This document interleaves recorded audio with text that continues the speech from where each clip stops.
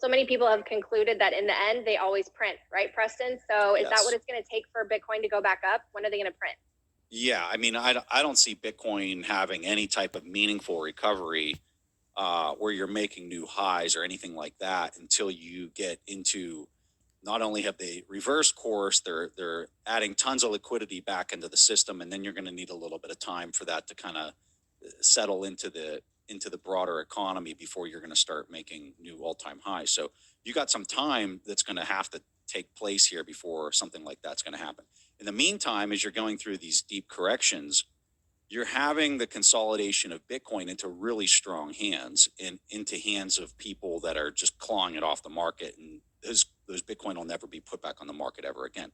That takes time because those types of buyers, I'd consider myself a buyer like that, where I'm clawing them off the market and not to put them back on ever again.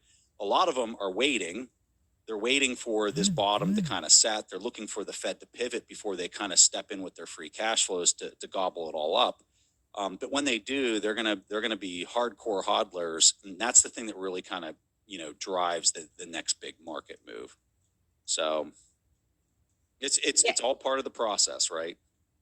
Well, on the positive side, this could be a good entry point, accumulation point for many investors. But what do you say to the people who came into Bitcoin when it was 40, 50, 60K, and they're really sitting in the red, and maybe they do have expenses that they need to pay for? What do you say to the people that are just nervous in general?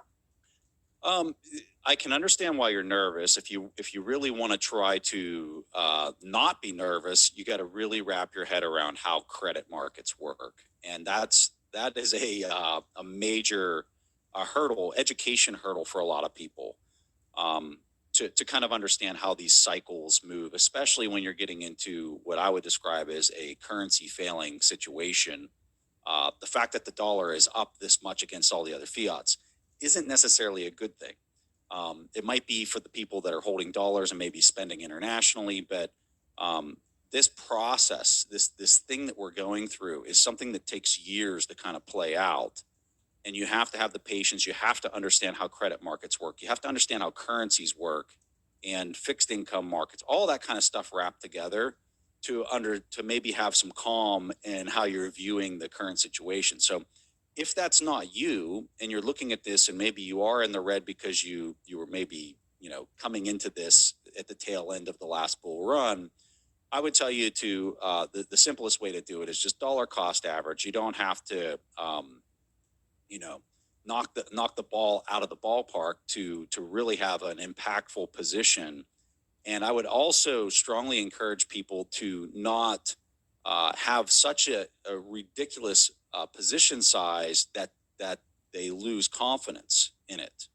So you don't need a huge position size at these current prices and where this is potentially going for this to have a really meaningful impact in your net worth and your portfolio. So I would tell people to kind of step into it slowly to dollar cost average, so you're not playing around with the market timing because most likely you're not an expert in credit markets, and just kind of just bite a little bit off at a time and kind of stay with it, and that would probably be the best advice I'd have for people. No, that's great advice. DCA, and check out your work for education on the credit markets. Thank you so much, Preston. Really appreciate it.